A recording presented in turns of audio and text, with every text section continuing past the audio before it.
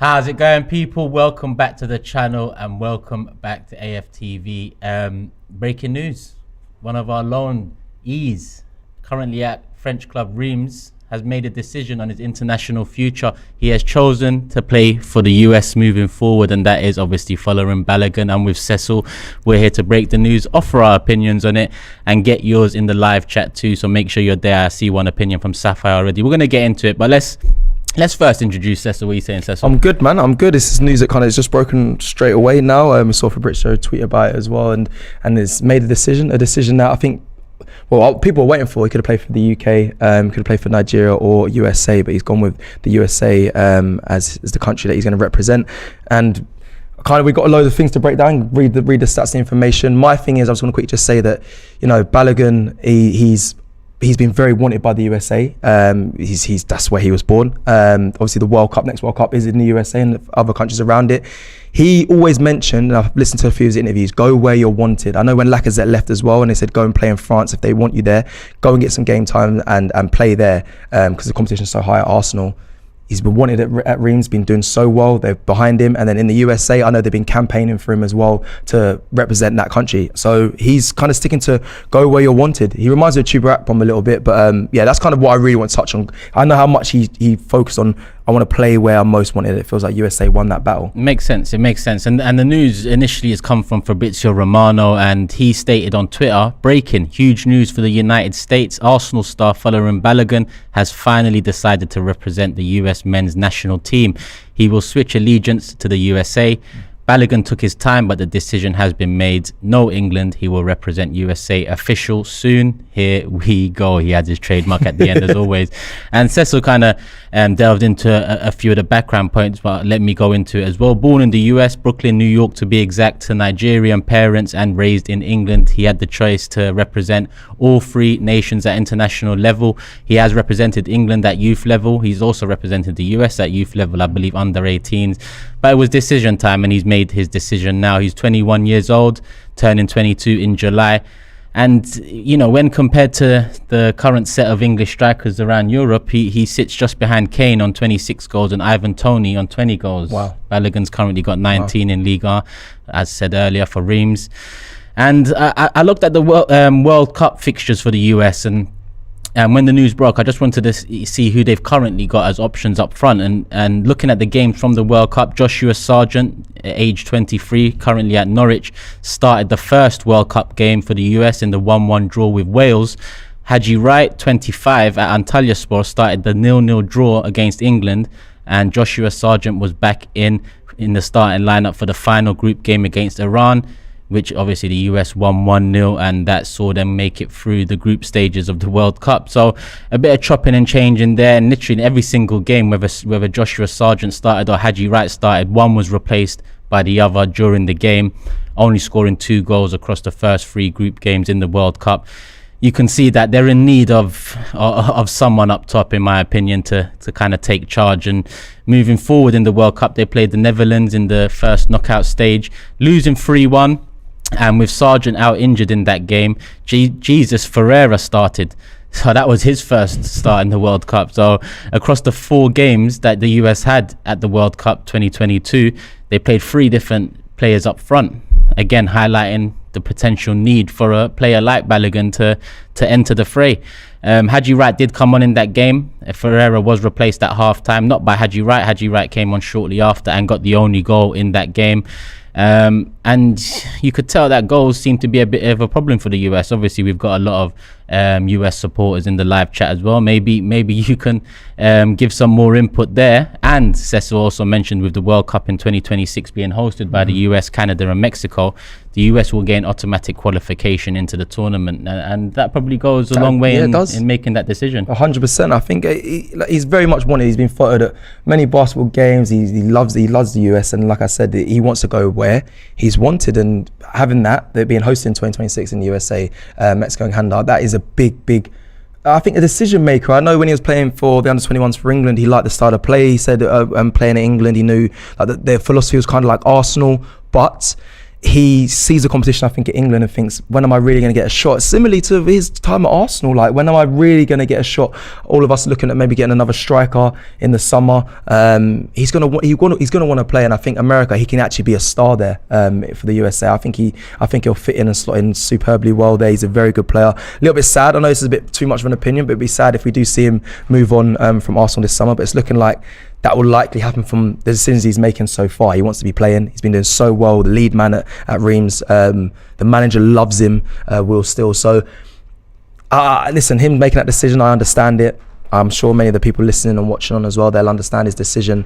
But I feel like it'll be a bit of a shame that he's not going to be there in the England side, and we might see him go come this summer at Arsenal as well. Yeah, well, listen, people might ask, how is this related to Arsenal? It's related to Arsenal because he's an Arsenal player. He's currently out on loan, and yes, international football is away from Arsenal, but it's a big time for Balogun in terms of decision making. He had to make a decision at international level. He has to make a decision at club level. It was only last month that he had an interview with the official Ligue 1 website, and he said contractually I have to go back because the loan was only for 1 year. So that was always the agreement. I'm not sure what is going to happen in the future. A lot can happen in football. A lot can change. And it just depends on the conversations we have between me and the club in the summer. We'll see what happens. So the first big move from Balogun coming up to the summer is the decision to play for the US. And he's got another big decision to make, and that's whether to come and fight for his place in the Arsenal first team, if he's wanted by Mikel Arteta, or to seek pastures new and potentially get more minutes at another club. His age is key here as well, people. He's 21 years old, and I know Turkish did mention at the beginning, but that is an age where it's not young anymore, in my opinion. I think you're 21, you're a striker, you got to start really kicking on in your career. You can't be seen as an under 21 player, and you can't really be. You can be a fringe player, but I know with the season he's had, he's not going to want to be that. So 21 years old, is a big decision have to be made come this summer. I mentioned at the beginning, Chuba Akpom is someone I relate him to. Chuba's 27, he's had a mad career, but now he's finding his way back to the top. Balogun's 21. He needs to make a big decision this summer, and it's got to be the right one. I think he's made it with the USA.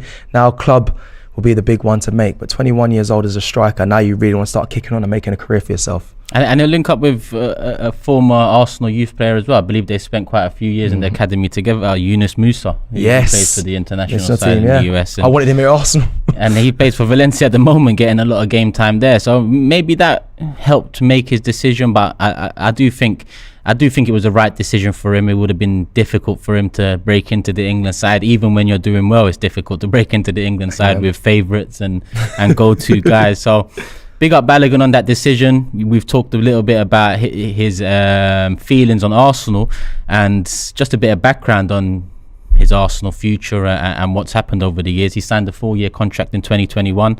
Joined Middlesbrough on loan in January 2022. He scored just 3 goals in 18 starts, but he added 3 assists on top of that.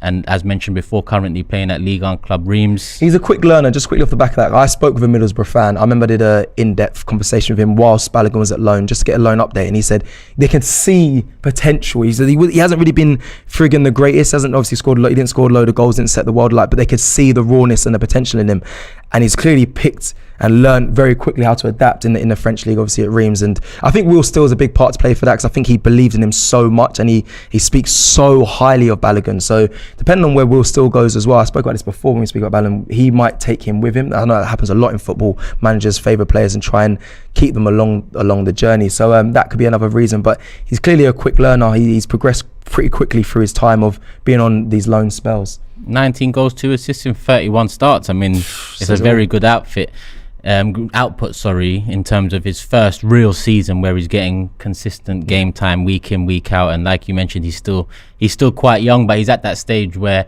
soon he ain't going to be young anymore in football terms. So these decisions have to be made. Well, when the quotes came out last month, there was links to AC Milan having shown reported interest, along with Premier League clubs Brentford, Wolves, Everton, Crystal Palace.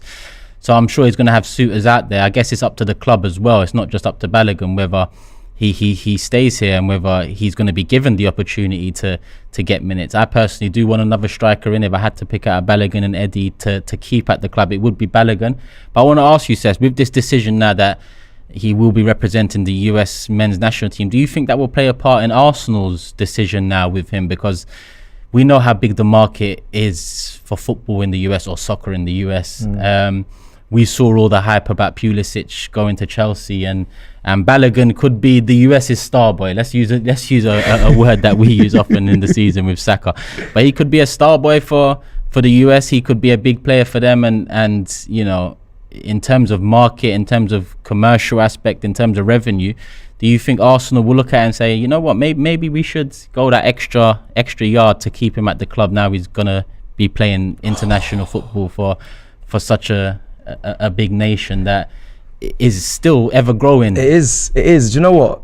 Commercially, this is a cronky sort of commercial question here, because we look at Austin Trusty, we look at Matt Turner, we even look at the video to promote the USA tour come this season, and how they want to. I don't think they want to break the market because of the US, because Arsenal's a massive club, and we went to the US last season and realized how big it was. I was over in the US for the most of the World Cup, and they are trying to push soccer, but football obviously over there, and the popularity of it. And yes, commercially, Arsenal may be looking at it and thinking, because I generally believe Balogun will go over there and be a main suitor there, a guy that, you know, people are going to buy into, like the Pulisic's and players like that. But do I think that's going to sway Arsenal to keep him? Personally, definitely not. I think the business people, the Stan Kroenke, I'm not going to say Josh, the Stan Kroenke will think, he's coming over to our background, and coming over to our backyard. We'd like to keep him. But I think the way the club's moving, I think how Mikel Arteta has a plan, a process we speak about all the time. I think he's very efficient, and I think there's a big decisions have to be made come summer to let players go that I think a lot of fans may not want to see leave this summer. So I think Balogun, I don't think he's one of those players, but I think you'll see a lot of players leave or be moved on from Arsenal that you'd be shocked about. Balogun will be someone that will be moved on. So I don't think they'll be holding on to him. But commercially, it's a very good question, because it will bring a lot of attention, but for me, it's I'd keep him third choice. I don't know if he'd be happy with that, but if we get a good enough bid, then I wouldn't mind, you know, using that extra income to put into other positions, or put into the same position and getting a different profile of striker. We've got a super chat from Rizwan saying, pick one regarding Balogun. Number one, sell him, keep Eddie and sign a plan B striker / winger. Or number two, keep him, sell Eddie and sign a plan C striker. Actually, we've got a number three here as well. Sell Eddie and Balogun and buy a quality world-class striker. Before I ask Cecil, if you're asking me, then 3 would probably be the one I lean more towards. Rizwan, sell Eddie and Balogun and buy a quality world-class striker, because I see Trossard as an option up top, and if we was to sign a quality world-class striker, then would have that quality world-class striker, would have Jesus and would have Trossard as 3 options up front, and 3 options is all you really need. Right. I normally do I like this player, I want to keep them, and you know, niceties. You want what I really generally feel, and I know this is supposed to be a quick update from a news point, but for me, commercially, if you get a top striker, doesn't matter about them, but whoever represents the USA, they're going to be big enough and be like Saka worldwide, regardless of what country you go to. People love him. So you get a world-class striker, he'll be loved regardless. If you're selling Eddie and Balogun, people want to keep Balogun, but really, we don't know how he's going to do in the Premier League. We don't know. It's untold yet. So for me, that's one risk. Eddie, we've seen what he can do. You will probably say he hasn't hit the heights that this Arsenal club really need. So I'm not too angry to get rid of both of them, but you have to replace with the right signing. People say world class. If we get someone who's Premier League proven, say if Ivan Toney was going to walk through the door, to get rid of both of them, and you said you'll give me Ivan Toney, I'll take it. So that's my answer. It kind of sums up everything. You take the risk. I would love to see Balogun in an Arsenal shirt, but that's the want and my niceties playing at me. But it's a risk. Eddie, I have seen enough. I think he's a great player, been a great servant, wears a 14, fair enough, but he hasn't hit the heights that I needed in this Arsenal side. So you've had your chance. It's very harsh, and I don't normally speak like this, but it's very harsh. But if you're going to bring in Ivan Toney for that, who's Premier League proven, top goal scorer, I can trust, I can believe in, I've seen it, then that's the answer for that. Yeah, you're leaning more towards number 3 there, sell Eddie and Balogun and buying a quality world-class striker, but you're also, mentioning number 2, keeping him, selling Eddie and bringing in a plan C striker could be an option too, depending on the what bids come in and how much he wants to fight for his spot, because he won't be coming in as first choice striker, that's for sure. No. It'll either be second or third choice, in my opinion. Ideally third choice, because I want another quality world-class striker, but with Balogun's progress this season, I think number 1, it'll be good to see him given minutes in like the League Cup and the FA Cup next season, But I think the priority is the bar being raised and us challenging for the Premier League, getting into the latter stages of the Champions League. And for that, I think we need another profile of striker. It's like me asking you now, do you want to go back through what we went through this season? Because Eddie was that Balogun type. So if Jesus goes down, not saying Jesus hit the numbers that we needed, but if he goes down and Eddie's not here, we're looking at Balogun. And we're going to go, it feels like, now football can go anyway, but it feels like we'll be going through the same process because we'll be putting all the pressure on him, and he kind of will, if an injury happens to our main striker, all the pressure goes to we've got Trossard now, and Trossard came in February, and in my opinion, I've liked him more when he's played up top than when he has played in Martinelli's position. I know Martinelli's position has generally been Trossard's position over the years, but I've liked what I saw from him up top. Fair. Was it? Yeah, it's just I was just saying, was it enough? It was enough to get us to the line. We still need a gunman. Yeah, that's how I see it. Harry here with a super chat says, "Sell for me. I really think we need a different profile of striker. Tony, Vlahovic or Abraham type, taller and someone to hold it up and get headers off crosses." I saw someone earlier as well say, he listed a few strikers. I can't find the comment now. He listed a few strikers / forwards that he'd have over Balogun in terms of English players, and in that was Tammy Abraham too. But Tammy Abraham isn't having a great season. He isn't. We've seen more of Tammy, that's for sure, but Tammy's not a player that I want at Arsenal Football Club. I know he's a different profile, but this different profile narrative is very interesting. I don't see Mikel Arteta running with it personally, and again, I'm giving more opinion here. It's the fact that Haaland's a different profile striker that everyone's, I suppose, looking to. The bully, the bigger, the stronger. But I feel like Arteta does believe in this shorter, hold up the ball, good feet, good, very skillful technical, the Trossards, the Jesuses, the tight, neat players. People want this different profile. I don't know if Arteta wants this different profile. Would it feel like he's following the path of Pep again and looking for that? Or is it something that we just really want because we want to see a difference? That's what I think more people, the fan base, are leaning towards. They want to see a difference going forward. But I don't see Arteta going with that. I saw why was linked to Isaac, because nowadays I see him. Yes, he is tall and that sort of profile player, but feet, technical, good on the ball. Like, he's not a natural up in the air bully header. He's just a very tidy footballer, tidy striker, and I think we done well with the talent ID there. Unfortunately, obviously went to Newcastle, but he'd have been a great player. He is looking like a great player. But it is what it is. maybe Balogun will be a great player. But let's look at the super chats before we do wrap up. Lee says, anyone who chooses the US over England has no confidence in their ability. Manan could score goals in France. Sell. I think that's unfairly. I don't know if it's no confidence in their ability. Maybe it's overconfidence in their ability and looking at the lack of chances and saying I deserve better. But in terms of goals in France, well, we're seeing what Lacazette's doing over there now. So I wouldn't argue against your Nan scoring goals there. But yeah, he ends with sell, so I get that. And Grange says loads of free agents we need to take advantage of. So there it is, people. That's the breaking news right now. Me and Cecil will be back live at 5 p.m. Folarin Balogun has chosen to represent the USA moving forward over England, over Nigeria. So that's the choice he's made. US obviously partly hosting the World Cup in 2026. So it was a big decision for him. He's got another big decision to make, and that's regarding Arsenal Football Club. One last super chat that was away from the subject of Balogun. It came in earlier from Matthew. He says, gutted about how our seasons ended. Was hoping for a win yesterday since I got home after a kidney transplant. On to next season. Love the channel. Matthew, we was all hoping for a win. But the main thing is you recover, my guy. Recover, rest up, do what you need to and come back stronger. Thank you for the super chat. Thank you for the support. Love to everyone that sent in super chat. Love to everyone that sent in comments and engaged. We did put a poll up and over 300 votes. Keep got 57% of the votes and Sell got 43% of the votes. So that's how it's looking. It's still very tight, still divided in opinions, but we'll see what happens. The summer transfer window is not that far away, people. Hit the like button, leave your comments in the comment section below, and love for the love as always, people. We're at peace. Don't forget, the Invincible podcast is coming to you live. It's going to be taking place at the Islington Assembly Hall on Tuesday the 23rd of May. Tickets are available right now. Click the link and get involved now. Come and join us.